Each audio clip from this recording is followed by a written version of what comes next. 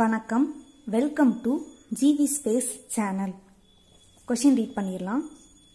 Replacing the expression 4 into 2.14 by 8.56 is known as option A constant folding, option B induction variable, option C strength reduction, option D code reduction. So இந்த question வந்து compiler design இருந்து கேட்டிருக்காங்க.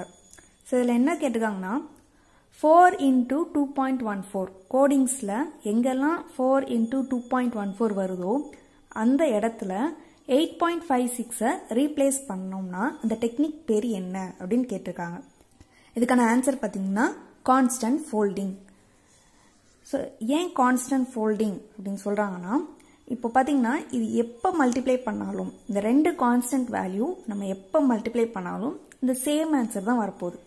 So ஒவ்வொரு தடவையும் இந்த answer தான் வரப்போகுது நமக்கு தெரியும் இல்லையா. ஸோ அப்போ இதை டேரெக்டாகவே நம்ம யூஸ் பண்ணலாம் இல்லையா இந்த வேல்யூவை. ஸோ இந்த மாதிரி கான்ஸ்டன்ட்ஸை நம்ம ரெடியூஸ் பண்ணுறது தான் கான்ஸ்டன்ட் ஃபோல்டிங். உங்களுக்கு இந்த வீடியோ பிடிச்சிருந்துச்சுன்னா லைக் பண்ணுங்கள், ஷேர் பண்ணுங்கள், gvspace சேனலை சப்ஸ்கிரைப் பண்ணுங்கள். நன்றி.